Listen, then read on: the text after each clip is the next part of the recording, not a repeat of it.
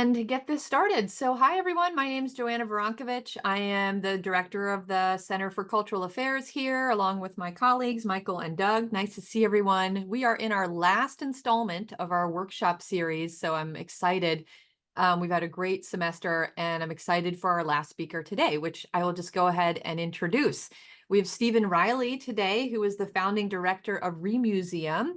And you can read more about Remuseum and Stephen on our website. And I don't want to kind of continue with saying more and more, but Stephen will probably give us a little bit more of an intro about where he's coming from. So I'll just go ahead and turn it over to Stephen at this point. Thank you, Joanna. And I'm going to go ahead and share my screen so everybody can see the title slide here. Great. Well, I'm delighted. I should also say I'm especially happy to be joining this conversation because Joanna and Doug and IO, their research affiliate, are our research partners for the Remuseum project. So so that means they're going to answer today's questions, not me. But I'm excited to be able to talk about this with you all in the second half of this program together. Joanna mentioned just really quickly, Remuseum is an independent research project housed at Crystal Bridges Museum in Bentonville. It was launched by, and it's inspired and funded by an entrepreneur based in Austin, Texas, named David Booth, who's on the executive committee of the Museum of Modern Art, a great collector and philanthropist, inspired by conversations he was having with Alice Walton, the founder of Crystal Bridges and the affiliated Art Bridges Foundation in Bentonville, about why museums struggled so hard to innovate and carry out kind of entrepreneurial activity. So David agreed to provide 3 years of funding, and Alice agreed with her colleagues at Crystal Bridges to host the project, and I joined it.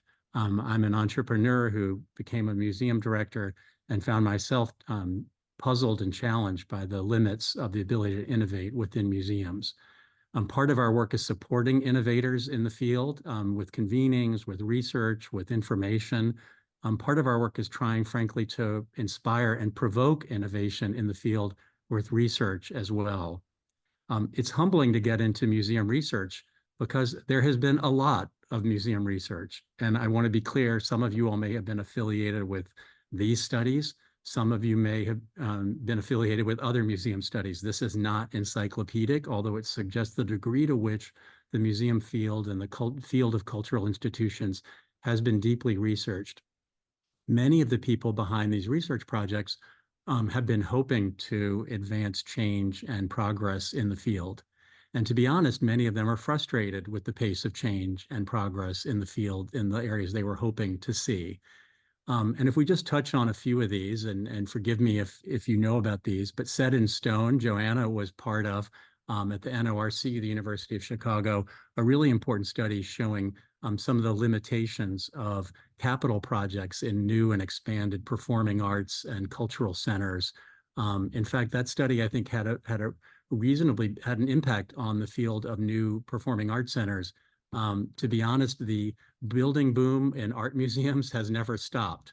And it still continues to display the factors that the Set in Stone project showed, was about cost overruns, the failure to deliver sometimes on their overambitious plans and expectations. And it's something we'll talk about today. A study that the Mellon Foundation funded in partnership with the AAMD, the AAM, and Ithaca on the staff demographics actually has had some impact because it was an example when you really shone a light on the lack of diversity across leadership levels of museums.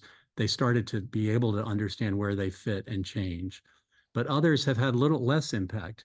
A really important book called Engaging Art shone a light on the fact that the public wants interpretation to be more of a dialogue than a monologue. Museum practices have been slow to change. The Burns-Halpern report showed that if we want museum collections to reflect the publics we serve, it's going to take a couple of centuries for it to do so under current practices. Other studies are showing dissatisfaction in museum workplace, the limitations of diversity among museum boards. And recently, one really applies basically an ESG analysis to cultural institutions out of Switzerland that shows we're not making much progress as museums.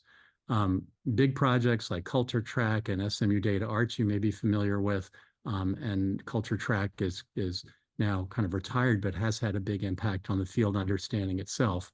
The most extensive research project in the field is actually an annual, almost annual statistical survey fielded by the AAMD for its roughly 200 members. The limitation of that is there are some issues with the consistency of how it's reported and collected, but it's never shared with anyone except the members of the AAMD. So we're dealing with a field where research has not most uniform. 30 or 40 years ago, museums almost uniformly stated that their missions were all built around preserving, conserving, studying, and interpreting objects for the benefit of the public.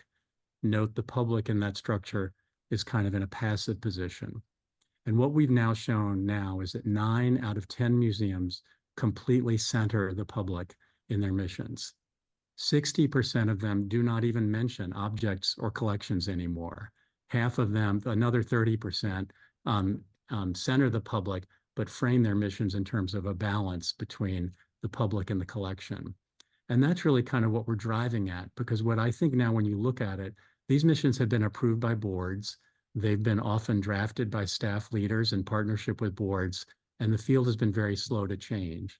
And I think appreciating what a radical process and change that is to manage, while also shining a light on it by asking museums to be accountable to their own stated missions, gives us an opportunity to provoke innovation in a way that other research projects may not have done in the past. Because when you look at it, what happens when an institution or a field goes through a dramatic change? Think about journalism changing from analog and print to digital. What happens is that the legacy missions lead to a lot of legacy systems.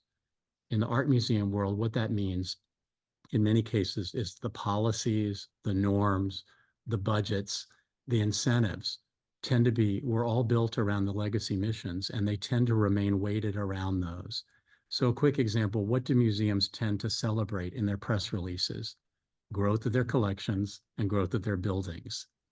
And those relate, of course, to an object-centered, object-celebrating, donor-favoring, frankly, mission. But this happens across the board. Museum policies make it almost make it irresponsible to lend art, for example, to anything other than another museum.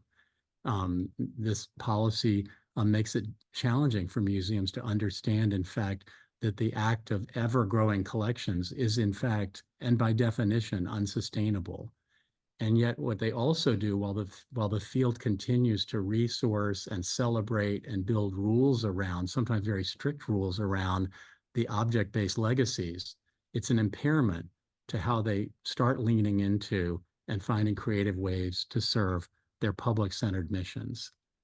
So what we hope now is with a rebalancing of these scales, the objects remain important. The museum can't fulfill even its current missions without its collections, but we start to see museums trying to find space in the middle where they feel free, more free to try innovative and entrepreneurial solutions that solve these challenges and serve their current missions. So let's talk about what we've been doing with IO. One of the challenges, though, is in spite of all that research, there is very little publicly available data about museums. So we started by trying to figure out how could we use publicly available data to not only shine a light on the field, but in a way that we hope will invite museums to start sharing more data. And so we took two very simple data points, the number of visitors and audited financial statements. These are in any other social sector, social service field, these would be considered, table stakes that any nonprofit that wanted to raise money and serve the public would be considered practically obligated to share. If you were a social service organization, you would want to tell the world how many people you had served in the previous year, and you would almost certainly want to share your audited financial statements. Now, I should mention quickly, you all know the field. You know that all nonprofits do share their 990 forms, and those are available on GuideStore or wherever else you might. Sometimes institutions themselves share them, but they're quite different. The 990s are very limited in their usefulness for study, except for compensation data, which is reported uniformly for the 5 highest paid employees. Museums had a lot of choice and subjectivity, or nonprofits do, in what they put in what categories in a form that's fundamentally more about assets than revenue and expenses. The audited financials, however, are not only framed by outside experts. They're conducted by outside experts under outside rules, under the Financial Accounting Standards Board and GAAP financials. They're also reviewed usually by independent board committees and approved by the board. They're shared with almost any funder who's ever going to make a grant to the museum. But what we show is museums don't even share these basic facts with the public. So we've now, in a universe that includes only the 199 current members of the Association of Art Museum Directors, only 17% of those museums share both their number of visitors and their audited financial statements. Now, this is not even kind of a gotcha number, because what Joanna and Doug and their colleagues at IO have done is they have actually reached out to all 199 museums and asked them for this data on the assumption that, or wanting to give them the benefit of the doubt, that even if we couldn't find it on your website or in your other public materials or in some kind of filing you made, maybe you would like to share it with the public. And so we did get a few more yeses. We got a lot of no's to those requests. But this is a number, even when we asked museums, only 17% have chosen to share these two data points with the public. Conversely, many more than double that, 43%, actually share neither of these data points with the public. So we are dealing with a field that has been used and accustomed to a high degree of kind of internal information sharing. A field in which grantors and funders and foundations are actually very polite about often asking for data, but making sure that art museums in America won't have to share that data with the public. And it's frankly going to be impossible to bring innovative ideas to a field that isn't willing to share data with the public and the public that it serves. Sorry, jump forward one. So here, if you look at the ones, and these numbers I'm happy to talk about, Joanna and Doug can talk about in greater detail, because we're kind of right up to the minute with these numbers. 44% collectively share the number of visitors they serve. So that includes the 17% who share both numbers, and then an additional 27% that only share the number of visitors, but don't share their financial statements. 30% share their financial statements. When you remove the 17% who share both, it shows that only 13 of an additional percent of museums actually bother to share their audited financial statements.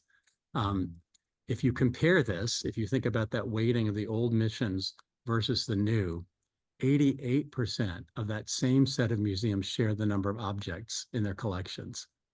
So for some reason, they are completely accustomed to, and in fact, quite proud of the fact of telling you that we have 17,500 objects representing 5,000 years of human history, or 150,000 objects, but not actually what they do with those objects, or how many people they engage in understanding and enjoying and learning more about them, or how those objects actually affect their financials. Because the museum's perpetual commitment to maintain objects under the museum's policies and norms actually turn that object collection into a liability that in some cases actually makes it harder for the museum to fulfill a public-centered mission. So that's kind of where we are on data today. We are going to invite all American art museums to share their data points. So we're trying to balance a little bit of a stick with a carrot here. And, the field a field that has been generally quite defensive about data is not going to change overnight. But we hope that by shining a light, celebrating the museums that are more transparent, trying to use them as examples and in fact, figure out if transparency relates to a higher degree of innovation or service to their public centering missions, we'll be able to invite and encourage others to share more information as well. And we'll be tracking that data. So with our report that's going online next week at remuseum.org, I'm sure you can be able to find it through IO as well. We're actually going to invite museums to say, well, maybe for some reason there was an accident, or they've changed their mind, or they would like to share these data points. And the reason for that is that we are just getting started. And so we have more data to collect. We want to really gather enough data to satisfy a methodology that IO is going to use, that I'll let Doug and Joanna talk about more, called DEA, that's been applied to European cultural institutions to date more than US cultural institutions. but allows us to bring a combination of data points together, some publicly available data, some provided by museums, to come up with a measure and, in fact, a ranking of their effectiveness at serving these public centering missions. When you have a field, and museums all to some degree rightfully feel unique and different, but when you have a field, 9 out of 10 members of which basically have more or less identical mission statements, we believe that it's fair to actually provide a tool that actually tries to rank and help us understand which of those are better at serving missions that almost all say their job and purpose is to serve the public with art. At the same time, we want to create a tool that they can use and say, well, maybe we want to go a little deeper. Maybe we want to understand if we changed some of these inputs, how would it change our outputs? How would it change our ranking among other museums? And we want to give them ultimately an interactive tool that will allow them to do that. Here are our current list, which is kind of in a dark pencil as we move towards a final list of trying to think about what are the inputs that if we could get from museums, they would allow us to complete and round out, flesh out this methodology that will allow us to kind of do a full accountability, evaluation, and ranking of American art museums against public serving missions. One is the size of the collection. Honestly, how much, if we look at it, is there some correlation between their emphasis on the objects, which of course requires a great deal. The more objects you have, the more storage you have, and the fewer ultimately you can hang on your walls, and the greater amount of cost you have to be able to serve your mission. Is there a correlation between the size of the collection and the ability to serve a public-centered mission? Same with the square footage of gallery space. Is there actually a connection between how much art the museum can show out of the collection it has and its ability to serve its mission? We didn't talk about visitors, but obviously we're looking at how to do that in an objective and fair way, whether we evaluate the number of visitors against the population in the museum's MSA or in some definition of the community it serves, so we can actually compare apples to apples, and museums themselves can say, well, how is it that that museum attracts 15% of its city's population and we only attract 8%? What are the differences between those two museums? Is it because their general admission is free? Is it because they invest more in education and community engagement? Is it because they have a more robust programming schedule? Is it because they have more objects in their collections? We'll be able to find out, we hope, what it is. A really important thing when you think about the weighting, the legacy weighting of museums, is that an object-centered mission valorizes curatorial, registrarial. The study of the object becomes the most important thing the museum does, understandably. And so we want to understand, though, how can we evaluate a comparison and a contrast, frankly, of the number of full-time employees doing curatorial and object-based work to the number of full-time employees doing education and community engagement work. It's been established in museums that when budgets get tight, education positions are more likely to get cut than curatorial positions because of the patterns of donors who have affiliated with the older missions, in some cases more than the new. There are many more endowed positions that fund and will perpetually fund curatorial positions than education positions. I mean, we're hoping as people look at that just to start changing and saying, well, maybe we should be endowing positions that are more consistent with our current missions. And at the same time, we want to look at program expenses in those departments as well, investment kind of in the object contrasted with investment in the public. I can just say a few words about what it's like to run a museum, because kind of my experience of running a museum in my hometown of Louisville, Kentucky helped inform my work. And I think it's hard to explain the degree to which the institution is actually weighted down by its collection. And it's a challenge that we can't build our way out of. So for a long time, people said, we'll build a bigger building because it will allow us to share more of our collection. Well, we can't, we're completely incapable of building our way out of this problem when the average museum shows, about 5% of the collection it has. What we also know is that we have rules regarding standards of care, which are important to preserve the objects, but they have gotten so restrictive that we don't share objects, say, with our local libraries because they aren't considered safe places to exhibit art under museum standards. So there's a set of expenses and policies that have been built up around collections that are very hard for the public to see. A year ago, the director of the Guggenheim Museum explained to me that the Guggenheim in New York rents 14 or 13 or 14 storage facilities in New York. And of course, the museum is not putting a hiatus on the growth of its collection. So inevitably, that means that the museum will start renting 14 and then 15 and 16 storage facilities, all of which have to be managed at the absolute highest standard of care for humidification and temperature control and security. All of these practices um, add to climate change more than alleviating. So when I say these practices are by definition unsustainable, as a matter of fact, the field really has to acknowledge that. And it's going to be up to the field to understand, is it possible to be a little more moderate in those standards of care? Is it possible to be a little more flexible and permeable in the way it shares work with others, how it budgets loans, where it's willing to make loans to other institutions and organizations and facilities, whether it may in fact want to think differently about exceptions to the rules against deaccessioning that allow it more freely to sell and transfer work to others. There isn't one solution to the problem, but we believe that calling attention to that one fact about the burden that the collection poses on the museum's financial sustainability, its ability to attract donors who are interested in different sets of causes and impact than their grandparents may have been, on the ability to be relevant and meaningful to the communities they serve.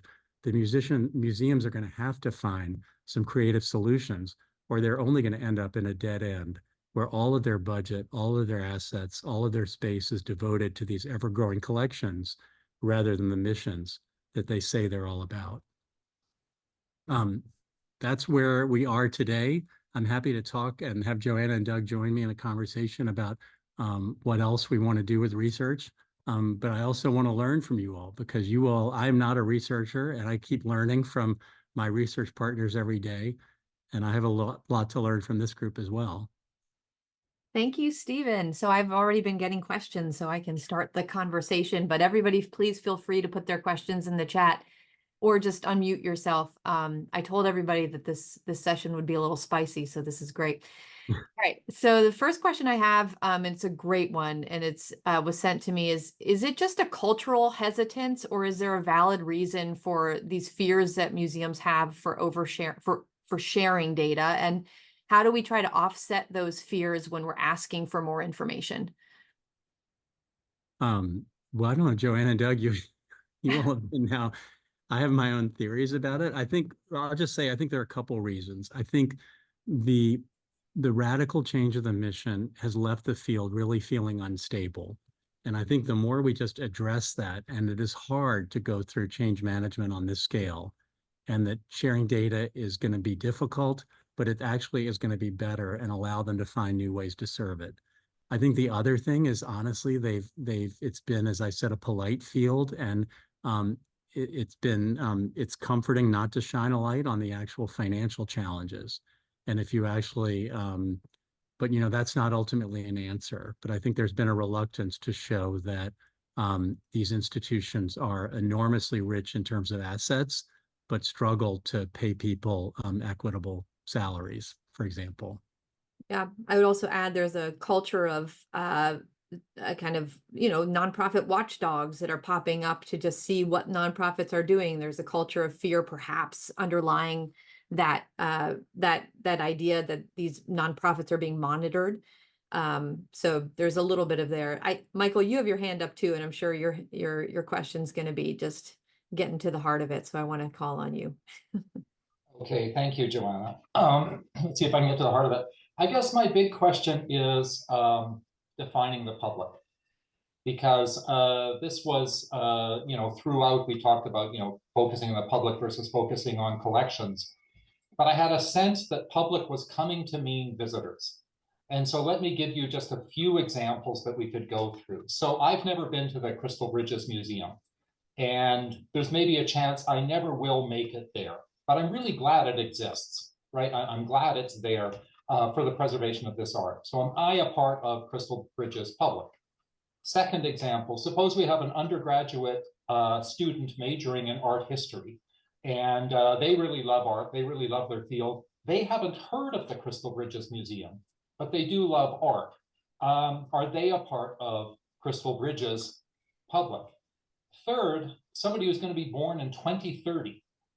They're going to grow up to really enjoy art, but they don't exist yet. Are they a part of Crystal Bridges Public? And then I'll give my final example.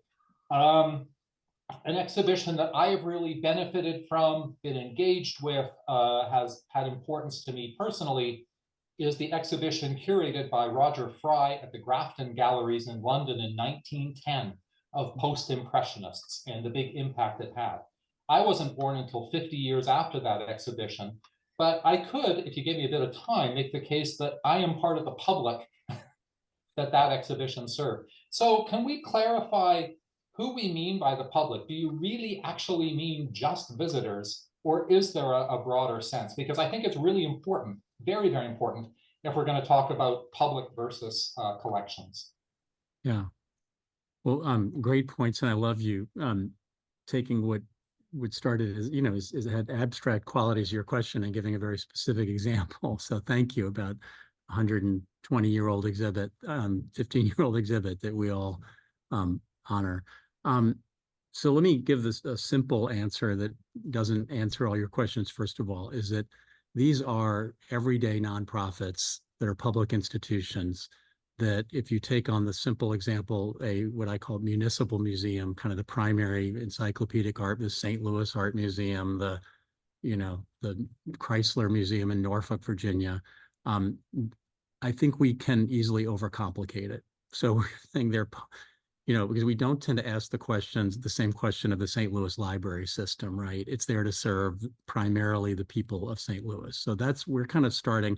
And again, we're using their terminology, and many of them actually say our community, the people of the city or whatever. So that is, I think we're justified in kind of doing that. I think what you're saying is how do we look at ideas, who's doing it differently? So Crystal Bridges, as one example, Northwest Arkansas, which is its region, has about 500,000 residents. Crystal Bridges attracts 800,000 visitors, or did last year. I should note they didn't make that statistic public, but I happen to know it. I believe they are the only art museum in America that attracts a broader audience number of visitors than exist in its region. Even the New York museums don't exceed the population of New York, in spite of because of capacity issues. So, how do we look at those who say they somehow redefine the idea of public, right? I also think what you're really talking about is a great idea for you or that art historian, the first examples, and really to document it, like the Roger Fry exhibit. This is where the digital realm, the museum field, is just way, way behind in how to make an exhibit. How can a great Crystal Bridges exhibit be accessible to you wherever you are? In COVID, we had these virtual walkthroughs. They were lifeless, frankly, almost all of them. They aren't going to survive. We would love to see museums say, we are redefining our public in a digital sense, because our exhibits could be anywhere. I will say we're using, to that realm, one of the things we're starting to look at is these language filters, and finding that even in museum websites, the language they use to define their exhibits are written at a graduate school level. So I would say that as a general matter, if you have an operating nonprofit institution whose mission is to serve the public, they should be writing their content in terms that can be understood by the average member of the public, including art historians, but not understood by art historians and people who want to be art historians only. So that's very broad ranging. Doug and Joanna, you all thinking about this. I think this is where what we'd like to do, and admittedly, we're using kind of it's going to be a blunt-ish instrument. We hope it can be as nuanced as possible. But what is not happening in the field is just being broken open to the kinds of innovation in the middle. They tend to be operating very consistent ways. Museums often feel quite different from each other, but a scholar in the field talks to me about what she calls institutional isomorphism. There's kind of this reduction to the same norm in terms of the language they use, the way they promote. I mean, I honestly can't tell you a museum that's doing something radically different in the way it makes its exhibitions public on their website or through digital tools. It would be wonderful to see one that said, we want to just, reinvent the whole experience for a non-present visitor to experience our art. And we want to, I'd love to celebrate that.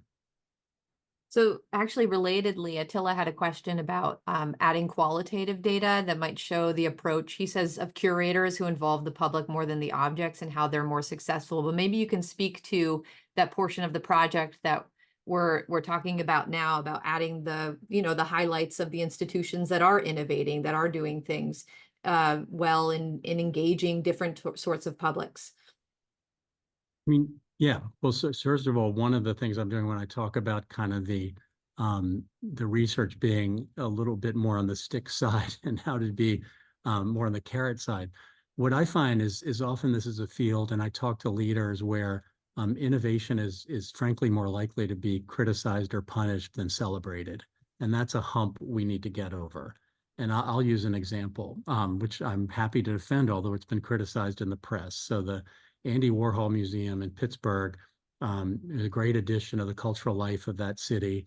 They get about 150,000 visitors a year, the majority of whom are tourists or Andy Warhol fans. Pittsburgh is struggling. The museum is being challenged to figure out how it can actually better serve and matter more to the people of Pittsburgh. So they received very large grants from some big Pittsburgh foundations that had not been funding them to do a workforce development program with young digital creatives that are a majority of whom are BIPOC and LGBTQ positive, creating digital content for the museum, which is more relevant in some cases than what the museum had been generating. Also taking outside contracts to develop, creative material, getting certificates from the Carnegie education system and getting jobs in Pittsburgh. This to me is a really exciting innovation in service of the museum's mission. I can't imagine a world in which Andy Warhol wouldn't have loved this program himself. And the director, who is just retiring, has been criticized for the way that this violated the respect for the museum's archives. I mean, that's sort of simplifying. So I think we need to see a world where, and honestly, I can tell you, museum directors tell me over and over, they're scared that if they try to do something that kind of is seen as inconsistent or contradicting the old norms, they'll never get another job again. So we really want to use the data when we have rankings, when we look at who's being more transparent, to say, how are they different? What is it allowing them to teach the rest of us? Because when you have a massive kind of change management process, there's all kinds of factors that are keeping people from leaning in to the future. So there's also a comment in the chat that said, and I want Stephen, you to react to this. I have a response to it as well. But so if organizations don't need to raise money regularly, they can afford to be less transparent. If they need to raise money, donors will demand transparency. Any response to that? Not yet. They haven't. Museums are one of the changes undergoing, and I didn't list, there have been important studies showing changes in philanthropy. And museums are at a big risk of not gaining support from what are commonly called next-gen philanthropists. So what has happened, and this is part of the change, is museums would not be afloat if there hadn't been the massive and disproportionate growth in American wealth at the top over the last 40 years. That is the only reason they have funded their expansions, their collections grow, and that they have even come close to balancing their budgets. And that's from a generation of people who are attracted to the object-based missions, who are collectors, who are attracted to often the kind of elite socioeconomic reputation and kind of gathering power, convening power of the museum. And that's a different set of reasons why their grandchildren and people who are making, new money on big scale are giving money now. They want to see impact. They want to see, impact on climate change, impact on communities. I actually think museum missions, I'm very bullish on museums because I think their missions are actually well set up to satisfy the interests of next gen donors. But they're going to have to lean into them, and they're going to have to understand those donors that they have not yet succeeded in cultivating in a large scale do expect transparency from the institutions they support. The older donors often join the board. They had access to these numbers. It hasn't been a secret to the insiders. It's just this idea that that might also extend to the public. And that, of course, leads to the idea of relevance. Because if the field felt that ultimately it was being run for the benefit of its donors and not the public, then, that's why there are a lot of people who don't always feel welcome in museums. I would also add there's that, the issue of the tax exemption, right? The transparency, because there is a, federal tax exemption that goes along with most of these art museums. And there are a lot of efforts that are just trying to emphasize that the need for transparency because of that. And even in the museum sector, not necessarily related to the nonprofit efforts, there are lots of efforts to try to increase transparency. For example, transparency in salary ranges, right? Transparency in holding on to Nazi looted art. So there are efforts just to try to improve this among many aspects of museums. Carol, you have your hand up. Oh, I'm sorry, Keaton, I'll get to your question too. I didn't see that, but Carol. Thanks so much. It's great to hear about this really exciting project and wait to see what else we find out. I'm curious how much you have optimism that you might be able to relate some of these characteristics of museums to the particular ways in which their finances and their financial structure is organized. So in particular, I'm really interested in the ways in which museums have been used by wealthy people to wash money by giving donations. And so, of course, that gives an incentive that is actually structured into the financial sustainability of the institution over time. And we also know, of course, that the Rockefellers were very intentional in their preserving of the nonprofit status for many collecting institutions as operating foundations in order to be able to protect money from taxation. So if you're looking at very large, wealthy, asset-heavy museums, these concerns really come into play. And I'm wondering how much you've thought about that or how you're going to incorporate that into your work. Well, it's completely embedded in all of this data, and I think you're exactly right. I think museums, I'll talk a little about repatriation more broadly that Joanna mentioned. But I really don't know. Everything you said is correct, and I think the museums are actually at some risk that they should get out ahead of this by because politically, when you look at like what libraries are struggling against in terms of very small legislative changes that have put them under the gun for censorship, museums could be immediately under attack from a populist perspective as being kind of homes for insider trading, self-dealing, collection enhancement value, and tax deductions by the super rich. I don't think that's what is driving the people who are leading them, but I think that's what in many cases has and does prop them up. And obviously there are examples from the Sacklers using arts institutions to enhance their reputation, to the struggles that MoMA went through to remove Leon Black as a role as the chair, or Warren Kanders of the Whitney. I think they have to address, and I think part of what I'm hoping to do is to say some of those the problems associated with that structure have been embedded, and relate to those older missions. So part of what we're trying to do is frankly get boards to understand that they're not being accountable. The donors themselves may need to think about how to be accountable to the missions they have supported and embraced. They want to change those missions and can preserve their tax status, that's fine, but it's not what they're saying. So there's a big gap between it. I think, and I'll just touch on repatriation because I think it's an exactly example of why the field is being called to new ways. So if you look at, since I've been following museums, we have seen, Nazi looting, shake the field up.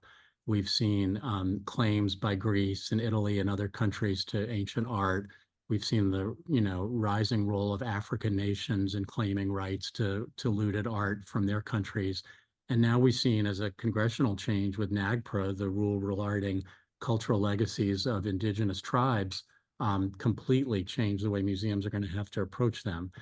Everything about the old ways, which related to the legacy missions, is not going to serve the current moment, because museum responses were statute of limitations, a legal right, you have no standing to sue us, we don't have to, basically. And those claims don't work anymore. I mean, you see the Parthenon marbles.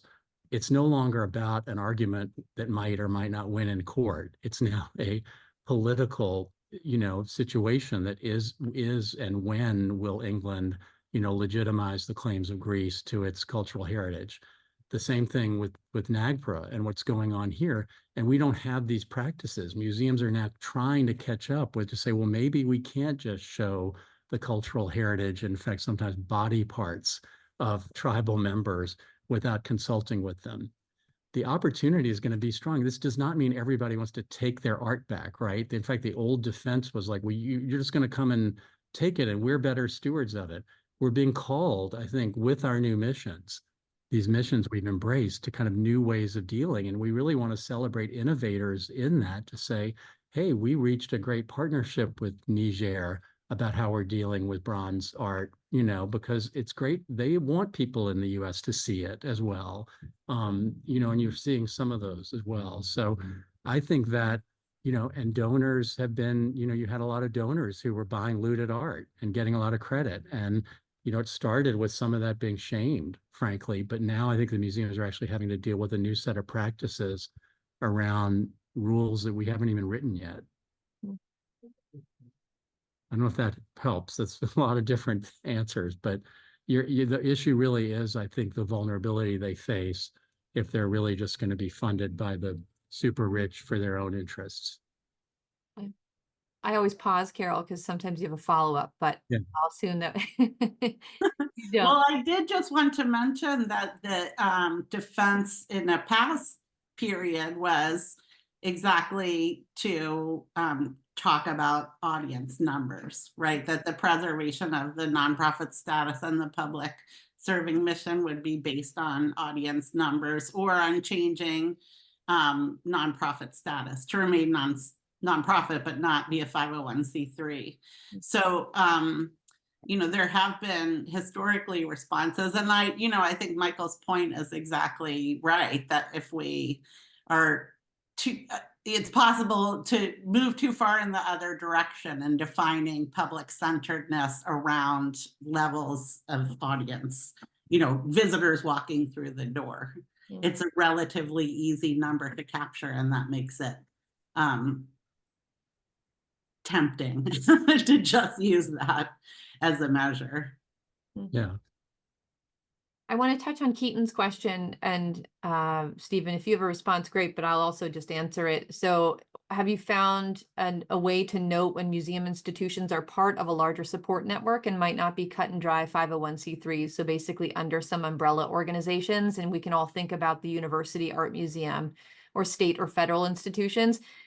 In my experience working with data on museums, it's always been hard to access data that are outside the typical 501c3 structure, or when someone or an entity is underneath an umbrella structure, such as university art museums, but we are incorporating those into this study. We have not yet thought about state or federal art museums. That would be a whole, I think, other can of worms to open, to figure out how to access data and to partner with these institutions. But maybe, Stephen, you have something to say in regards to this question? No, I think you've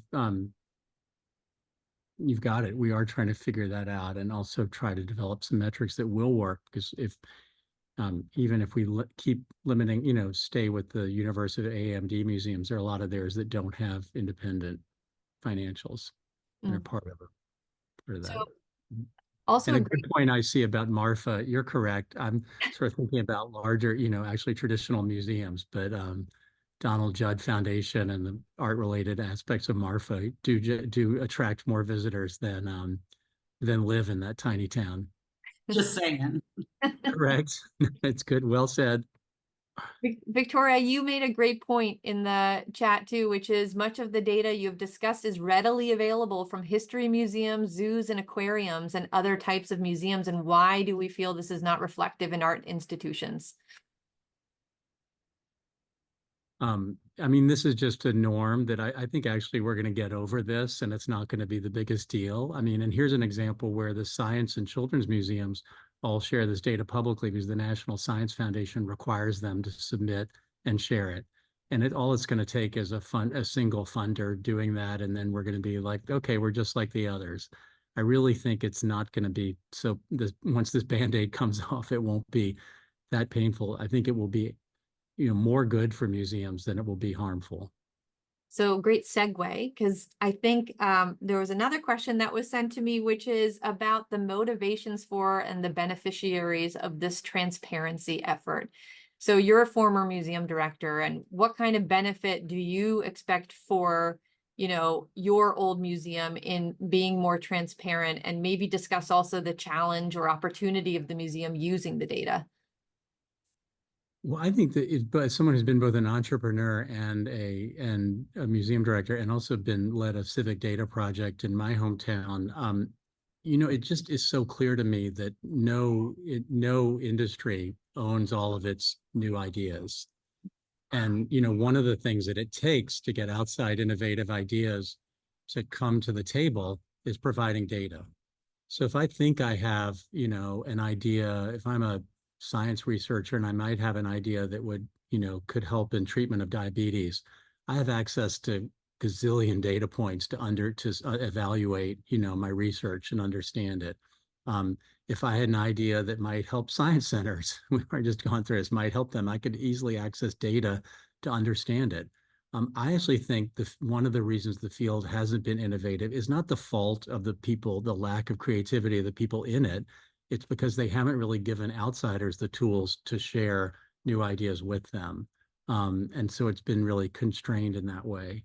I also think that we've talked about sometimes the attachment to the legacy missions comes from the donor class, the boards. To be honest, sometimes it's internal, and there has been, there is this change creates fear internally that what if we start being measured against these new metrics? Because we used to be very comfortable being, evaluating ourselves against subjective qualitative standards only. And I just don't think that's where we are anymore. But having run a museum, I understand why people don't want to share numbers that, may not feel like they reflect the things that makes that internal person love their job or the institution they work for. Good question too from Carlos, which is why is there such a low rotation of artifacts on display from the permanent collection in museums? Like, what's your stance on that? And Carlos, you already give a theory for it, and Victoria, you answer, but I'm wondering, Stephen, from your perspective. Well, let me see what they So higher rotation could probably increase visitors, but perhaps the interest of donors is to only want a space to protect their artifacts without paying taxes for the relevant expenses of doing it themselves.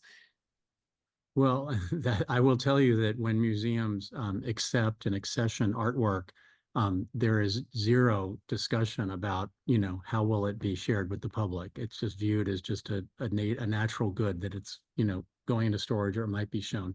I think one of the issues is that very little percentage, I don't know the number, but if you asked a curator what percentage of your collection would you like to share with the public, it would not be 100%.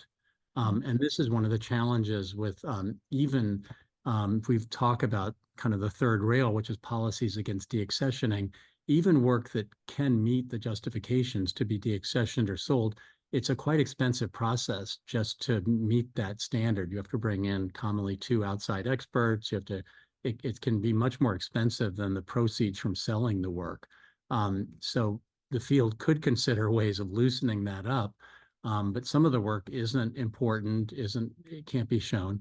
And then to be honest, you have to be very honest that a big percentage of the work can't be shown regularly because it needs to be in storage to protect it. So works on paper and prints and photography can't be shown consistently, but they can be rotated more. And I think that frankly, the field doesn't budget, that kind of rotation, just like the field doesn't budget loans. That's another way to get your work out. The Art Bridges Foundation, which Alice Walton started, is trying to promote more loans.